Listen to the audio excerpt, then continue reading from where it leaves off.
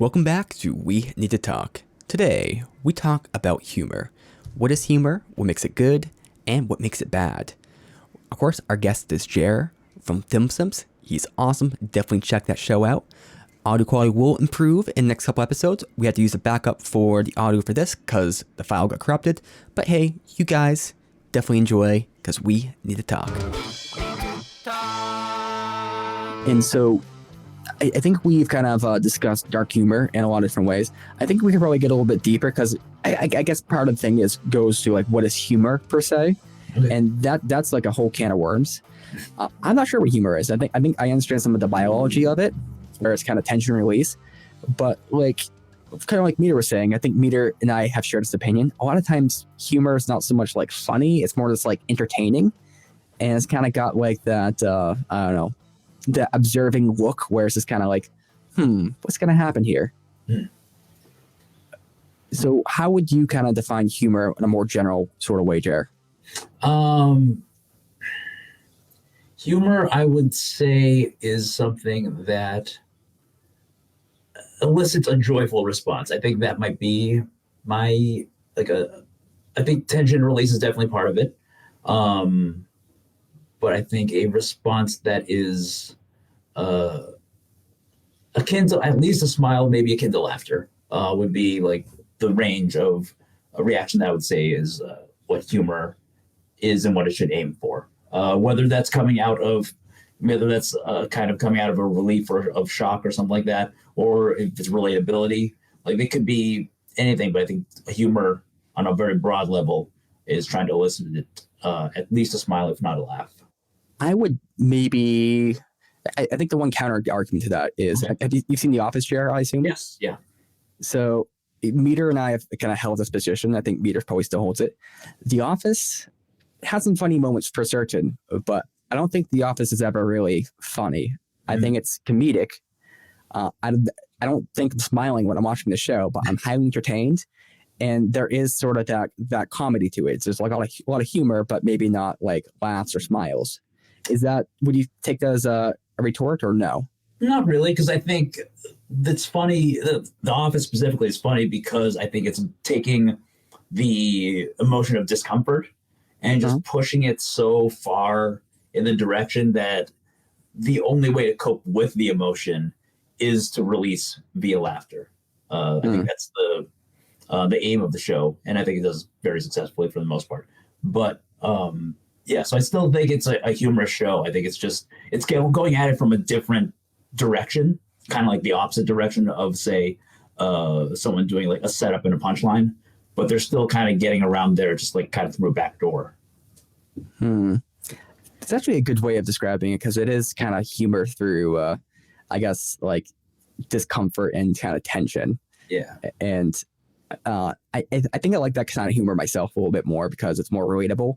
Because that's how I feel when I'm like watching things out in the world a lot of times. Yeah, right. It's just kind of, just kind of like I don't know. Like if I ever like see someone getting chewed out by their boss, like I want to hear that, and just some of the things that are said, I just find hilarious. Yeah. Like not laugh out loud hilarious, but sometimes they are. Yeah. But it's just kind of like very entertaining. I guess there's discomfort there too, because it's kind of like a low level discomfort. And that's a way of coping with that discomfort. Yeah, I definitely think that's at least the aim. It's not like the conventional form of humor, but I would say it's a form, definitely. How would you define sort of humor, Meter? Do you kind of agree with those definitions, or do you kind of differ? I'm trying to decide if there, and I think I'm leaning towards yes, if there has to be a punchline for something to be humorous. Like, there has to be that punchline, right? You can't have a forever build up and you can't have a non-build in order for something to be funny. I feel like is that the release valve of that tension being the punchline? I think, yeah, I would say so. Like, say, Family Guy has like a lot of gags that are funny because they're kind of going on forever. There isn't like a punchline. There isn't like a set like ending and like a ta-da at the end, sort of. But it's like when Peter Griffin's fighting a chicken and it's just like a thing that lasts 5 or 7 minutes out of a 20-minute episode. Like that's funny because you're at some point at disbelief of like, wow, this is still going on. Like, when is this gonna end? Like, how is it gonna end? But like, it's not funny also in a traditional punchline sense, but it's still, I would say, humorous. Is that making the entire joke the punchline? Like taking it and stretching it to a point, like when he's sitting there like holding his knee, right? The whole time you're waiting for the punchline. It's building until you get to a point where you're like, okay, there's no punchline coming, and you backtrack to say this is the punchline. Like, right? Oh, this is the funny part. I'm in the punchline right now, experiencing it live. I think that's a good way of putting it. Yeah. Because I think South Park did that too in one of their games. They had a punchline that was pretty much that, but maybe it is an anti-punchline, like an anti-joke. Like, I know Pevin used to tell those all the time. Like, what's worse than breaking your leg? Dying. It's like the punchline there is that it's not like it's literal. It's super literal. Yeah. I suppose satire kind of plays into this too. South Park's a great example. Like there was that one South Park skit where essentially like a train's coming. It's like kind of talking about how people are dying from being hit with a train. And it's like a train's coming for them. And then the person's like, oh no, and they just like spend all this time screaming when they get to like run off the tracks, but they don't. And the satire I think is that's how it plays out in movies. And I suppose what that's doing is playing with expectation and then actuality, because what they're saying is like in these movies, like they always have enough time, but they never actually get out of the way. They could have just done it. And here it's kind of like how that would actually look like and how silly that these movies actually portray it. I think a good example of that maybe is from the movie we watched, Zombie something, Night of the Dead, Army of the Dead. There we go. Because there are some parts in that movie, not really spoilers, but there's parts in the movie where they're just kind of like sitting around, like something bad's going to happen really soon. And they're just kind of sitting around, not doing much. And I could see like a South Park skit of that where, they're like, oh, we got 5 minutes. What should we do? Let's throw money in the air. Yeah. So I think definitely expectation release is or expectation versus actuality is sort of thing there. And that's kind of what the anti-joke does in a way. Because the expectation with an anti-joke or what a normal joke is, you're going to say something and then it's not actually going to be worse. It's going to be like a little play on something. It's going to be like a pun or something to that effect. With an anti-joke, it kind of takes that and this takes it literally, kind of like Mita was saying. And so the expectation is kind of not met by just going literal, which is not typical of jokes. Yeah. Subversion of the subversion of expectation. Yeah. That is a meta joke right there. I guess when you put it that way, yeah. An inception of anti-punchlines. Jokeception. Put it in theaters, boys.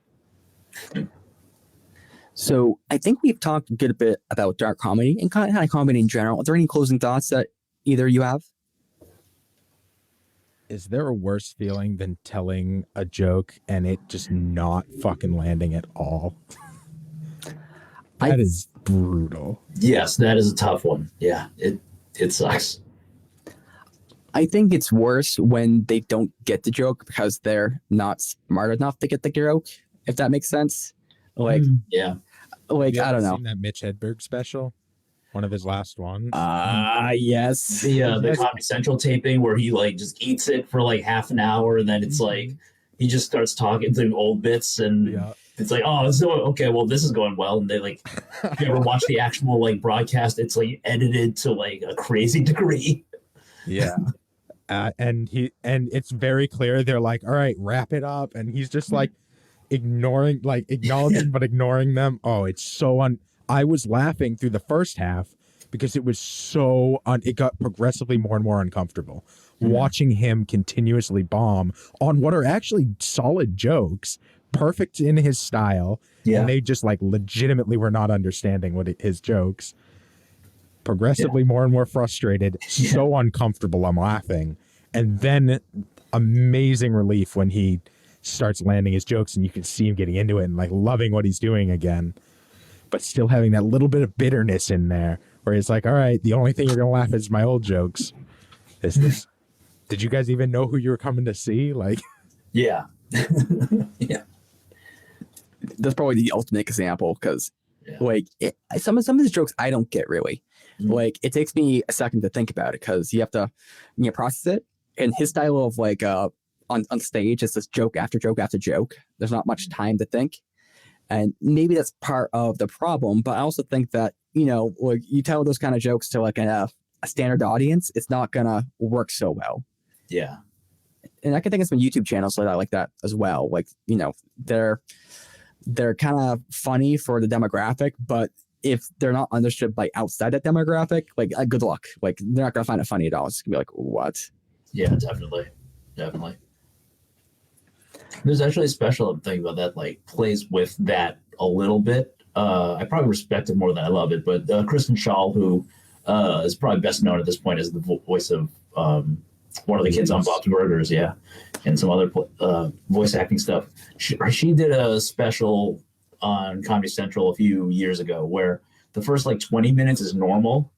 She's just doing a great job, and then at some point she like makes a joke about airplanes where she says "our plane," like she screws up how the pronunciation and kind of dwells on. And then like the rest of the 40 minutes is just silence. Like it's intentional, like it's an act, but it's like playing off of like what if a comedian like bombed for like 40 minutes straight. And that's like her special. It's very meta, very anti-comedy, but it's very brilliantly done. It's just not always the most pleasant thing to watch either.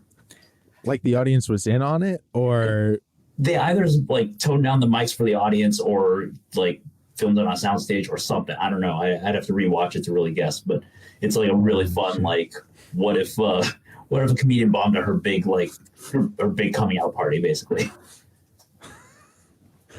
even conceptually, like that's funny, but I think a lot of like a good joke comes down to execution. Yeah. In that exact way, like if you screw up a word in the middle and it makes you stumble, like if you can push through it, you might be able to get the punchline still, but it could blow up the entire joke just having one little faux pas. There's been a couple of comedians that have done things like that before. Maybe not quite similar, but there's the one comedian. He would eat a sandwich on stage, and just sat there, just ate the whole sandwich, and it's kind of like a fuck you to the audience. Yeah. But people would come to watch it and they just found it hilarious, mostly because they're watching the crowd's reaction, and it just got very weird and uncomfortable. Yeah. I think another instance, I think sometimes like the way you described that lady's comedy special, I would not watch that, but it sounds funny on the face of it. Yeah. And there's an artist that did something similar where they released an album that was just like static noise, essentially. And they got a review from Andy Warhol, I believe. And the review was like, this is the best thing I've never heard. Yeah. That sounds like Andy Warhol. Yeah. So there's definitely some meta humor right there. Or for another instance, there's a bunch of YouTube videos. So Vsauce, who's a big YouTuber, definitely check him out. But he did this thing where he listed the numbers of Prime for like 8 hours or something. I'm probably overestimating, but he's kind of listed Prime numbers for like 8 hours. There's other ones where it's like they will hit like a box or whatever for like an hour to do something stupid. One was this lady.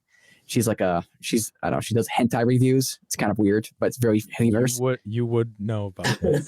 Sid Snap. She's hilarious, but she said "ara ara," which is kind of like, I don't know what it's Japanese. I think it's like Japanese for like "come on," but it's also like a sexual sort of meaning to it. But she says it for like an hour, and it's just in different ways, and people watched it apparently. Nice. So I guess there was just kind of meta jokes. Like I wouldn't watch that myself, but I do like skim through it. I'm like, did they really do this? They do it. Yes. Yeah. Sometimes the idea is funnier than the execution, for sure. That's the idea of someone doing something versus sitting there and actually watching someone eat a sandwich for 20 minutes. Depends how funny's the sandwich. It's got the banana peel from the intro. So. Call back. There's actually something I kind of found funny for a little bit, which was actually there's two things. One thing was in the Pink Floyd song "Dogs." There's this part of the song where it just kind of goes in this like I don't know what you call it, just super repetitive sort of section, and I think it's amazing, right? But if you're not attuned to it, like most people's reaction is like, "What the fuck is going on? What is this?" And it just keeps going and going, and they're like, "What are they doing?" So I would actually get people to listen to the song just to like watch that one part, and I just want to get their like reaction and confusion. Sometimes it would be like, "Oh, this is amazing. What is going on here?" But more often, it'd be like, how long does this happen for? What's going on? I think the other one is that me and Meter watched a show called Super Jail, and Super Jail, it's like I think it's a 15-minute show, and it's very shocking if that makes sense. Like there's a lot of super messed up thing that happens, like a cartoon, but there's super violent scenes, and it's kind of like a Looney Tunes or Tom and Jerry like taken to like a 22. And we would show people the show just to like see them react to it, and it would be very entertaining, sometimes comedic, but I think more entertaining would be like an entertaining sort of humor sort of way. So I guess in that kind of instance, I would be like the audience looking, like coming there just to watch people's reaction to the person eating the sandwich in that sort of way. Yeah. Like getting humor out of their discomfort with that thing. I think Nathan for you falls in that similar category. Nathan for you, it's a great show. I love that show. Yeah, it is, but a lot of the humor in it is just how uncomfortable it is. Yeah, definitely. And how he handles the discomfort in being awkward in and of itself. Yeah. That the only time I've not felt uncomfortable in that show was like when that guy was talking about drinking the pee. I mean, that's the only time I didn't feel comfortable. It's like, oh yeah, I drink my grandson's pee. I'm like, okay, now we're in normal territory. Thank God. Yeah, if you're watching anti-reviews, your other free time, that's definitely. I think I remember that episode too. That's great. That show for me is like I can't watch it without like Meter there because it's just so cringe, so just like Does that make me a safety blanket? I think so. Well, I think I would just like so me and Meter are watching Breaking Bad. I got super depressed during that show, so I couldn't watch it. So I need like a holding hand. Nathan, for you, is that except in the cringe dimension? I need someone's hand to hold during that. Otherwise, I'm just gonna like, I don't know. Yeah, I'm gonna be kept up at night for like hours just thinking about that was so awkward. You need someone to share the emotional burden in order to get through it. Yeah, I get it. You know, I had a friend who I watched the pilot of Breaking Bad with her, and she was like, "No, I just feel bad that he has cancer." And I'm just like, "Oh yeah, that's a part of it." That's a part of it. Yeah, I suppose if you keep going with it, you'll stop feeling bad right quick. Oh yeah, he does have cancer, doesn't he? Yeah. So Nathan, you think that Nathan for you is the Breaking Bad of cringe? Yes. Okay. But that's only having seen up to season 2. Put it on the tin, boys. So, are there any other things we can go here? So, I think that pretty much caps out the discussion. I think we can discuss a little bit more, but I think we kind of got the rough idea of dark humor. Maybe some more little things to discuss with that, but I think we got some good discussion there, especially with the general humor sort of thing. Meter, you have anything to wrap up? What did this have to do with bananas in the dark? Is that dark humor? I think it would be. But I think we need to shine a little bit of light on this topic. And I think we can do that by directing people to FilmSimps. So where's FilmSimps found?